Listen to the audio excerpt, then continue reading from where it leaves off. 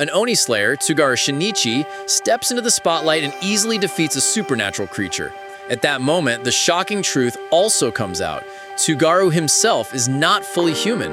On the following night, a mysterious maid watches his battle carefully, and afterwards she begins to follow him while carrying a bird cage hidden under cloth. When Tsugaru tries to inspect the bird cage, the maid resists and the two briefly fight. However, Tsugaru quickly overpowers her. Then, from inside the covered cage, a calm voice praises Tsugaru for matching the maid's skills.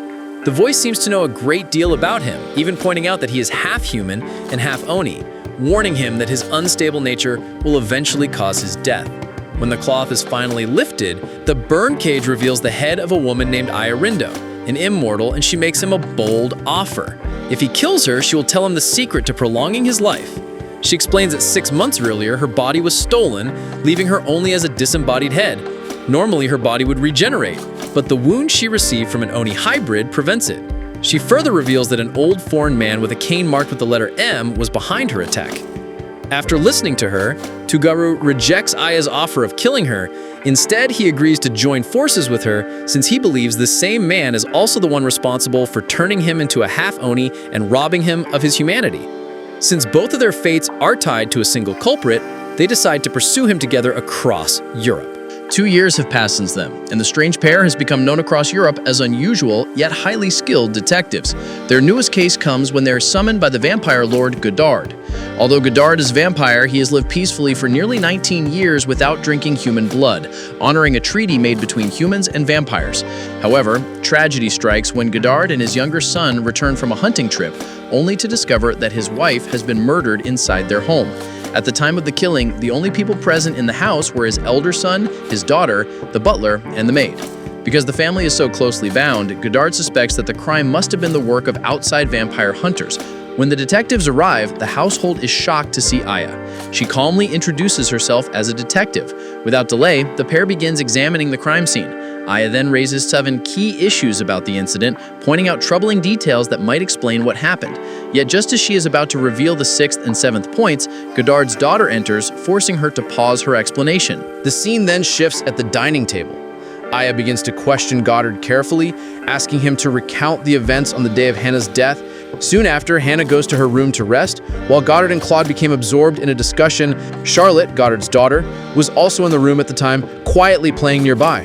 Around 1 o'clock, Godard left with his younger son Raoul to go hunting, leaving the others at home. As Aya listens to each detail, her tone gradually suggests that she suspects the murderer is not an outsider, but rather someone within the family. Before leaving the table, she reveals that her suspicion has been narrowed down to only 2 possible culprits: Alfred, the butler, and Claude, the elder son. This announcement provokes sharp objections, and later Claude even tries to intimidate Tsugaru and Aya for daring to implicate him. That night, Aya and Tsugaru accompany Lord Godard into the forest. There, Godard is suddenly ambushed by a vampire hunter named Joseph. Although Godard swiftly overpowers him, he intends to kill the man in self-defense. Aya quickly intervenes, stopping him, then questions Joseph and learns that another vampire hunter named Hugo had formed an alliance hoping to bring down Lord Godard. Yet Hugo's plan failed and he was killed by a vampire, leaving Joseph to seek revenge. After listening to his story, Aya releases Joseph unharmed. At last, Aya reveals the true identity of the murderer, and to everyone's shock, it is none other than Raoul, the youngest son of Lord Godard. She explains that Raoul himself killed his own mother and carefully staged the scene to make it appear as though an outsider had been responsible. Raoul used the sheath of the stake as a tool to freeze holy water. With this improvised weapon, he struck Hannah and ended her life, then allowed the ice to melt so that no evidence would remain. To strengthen his deception, Raoul smeared some of Hannah's blood onto Hugo's silver stake, creating the illusion that a hunter had broken in, seized the weapon, and committed the murder. Suddenly, once Aya exposed the truth, Raoul loses control and tries to attack her, proving beyond doubt that he is guilty. At that moment, Tsugaru hands Aya's cage to Shizuku and steps outside with Raoul to settle the matter in combat. During their fight, Raoul openly declares that unlike his parents, he despises the idea of harmony between humans and vampires. His arrogance, however, cannot protect him, for his regenerative powers was useless against the might of an Oni. Tsugaru swiftly defeats and kills him, ending the conflict. The shocking revelation leaves Lord Godard devastated. Yet after some time, he accepts the bitter truth and chooses to live on with dignity.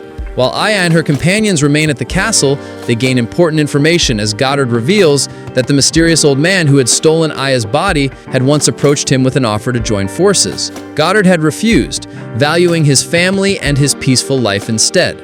Meanwhile, the mysterious figure continues his journey across Europe in a coach accompanied by 2 other Oni hybrids. Lupin, the famous thief known all across Europe, has already amazed people by stealing the jewelry of a popular opera actress and even kidnapping Eric, the Phantom of the Opera. Instead of hiding after such crimes, Lupin surprises everyone by making a bold announcement. He declares that on the night of January 19th, between 11 and 11:30, he will steal a rare diamond called the Penultimate Night, which belongs to the wealthy traveler Phileas Fogg. Meanwhile, Aya and Tsugaru are in London trying to learn the name of a mysterious professor from a cane shop. However, before they can succeed, 2 men confront them, and soon the police take them in. At the same time, they find that 2 men reveal themselves to be Sherlock Holmes and his loyal partner, Dr. Watson. They have been hired by Fogg himself to stop Lupin from carrying out his daring theft. The detectives are then taken to Fogg's mansion, where he proudly shows them the strong security around the treasure. The Penultimate Night is revealed to be a huge 80-carat black diamond carefully hidden in a guarded chamber deep in the basement. Aya quickly notices that the jewel is stored inside a silver box, which is important because both vampires and werewolves cannot touch silver. On the surface of the diamond, there is also an old inscription warning that it should never be looked at under the light of the moon. Holmes and the others discuss how Lupin might try to enter the chamber and what can be done to stop him. While everyone speaks seriously, Aya suddenly says that she has what she calls a foolish idea to protect the diamond. Yet instead of explaining it clearly, she only gives a small hint, saying her plan has something to do with a man named Goemon Ishikawa, leaving the others confused. Later, Lupin makes a daring move by disguising himself as Sherlock Holmes and visiting Holmes' own residence. With that, he makes a confident escape. Meanwhile, on their way to the Madame Tussauds Wax Museum, Tsugaru and Shizuku realize that Aya's cage has gone missing. 2 petty thieves, who had crossed paths with her before, have taken her and are attempting to make away with their prize. Shizuku notices the abduction and chases after them in a car, not realizing that Lupin and the Phantom of the Opera are the ones behind the plan. Tsugaru soon catches up and rescues Aya with ease. And when Aya recognizes Lupin, Tsugaru immediately challenges him to a fight. The clash is intense but brief, and Tsugaru ends up losing. However, it becomes clear later that he deliberately allowed himself to be defeated. That night, everyone assigned to protect the diamond takes up their positions around Fogg's mansion. Tsugaru and Shizuku are placed at the top of the tower, while Sherlock and Watson guard the basement chamber directly. To test the defenses, Sherlock fires several shots at the chamber door, proving that it would take hours to break through. Just as they begin to feel secure, water suddenly starts flooding into the chamber through the ventilation shaft that supplies air, signaling the beginning of Lupin's real plan. At that moment, Royce agent Fatima unlocks the chamber door, saving them from being trapped underwater. Yet when the water clears, they discover that the safe holding the diamond is missing. Sherlock then exposes Detective Ganimard, revealing that he is actually Lupin in disguise. With calm confidence, Sherlock explains that he had already anticipated such a trick and had secretly removed the black diamond earlier, placing it inside Watson's coat.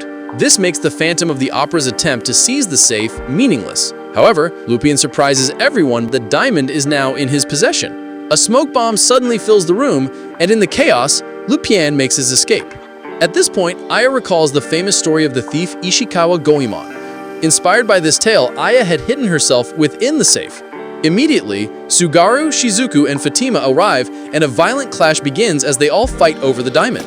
The Phantom of the Opera, realizing the danger, flees the scene. Meanwhile, a much greater threat appears as Moriarty leads his powerful group, which includes Victor Frankenstein, Aleister Crowley, and Jack the Ripper. They launch an assault on Fogg's mansion. Inside the chaos, Sherlock and Aya come face to face with Aleister, while Shizuku prepares to battle Carmilla. Sherlock and Watson, who are locked in combat with Aleister, also face serious trouble. Having used up all of their bullets, they cannot gain any advantage, and Sherlock prepares to rely on his martial art of Bartitsu to continue the fight. At this crucial moment, Moriarty and Victor Frankenstein enter the battlefield, and Moriarty reveals his ambition of creating an organization made up of monsters and hybrids. Inspired by his apprentice Jack the Ripper's wish to become something beyond human, he is determined to push the limits of human evolution. With his enhanced body, Jack defeats the Royce agents with ease, forcing both Lupin and the Phantom of the Opera to retreat since neither of them can match his overwhelming power. Tsugaru, however, refuses to retreat and bravely continues fighting. Although Jack clearly holds the advantage, Tsugaru manages to hold his ground until Jack, after reclaiming the diamond, simply decides to leave without finishing him. Later, Aya and the others regroup at Phileas Fogg's mansion.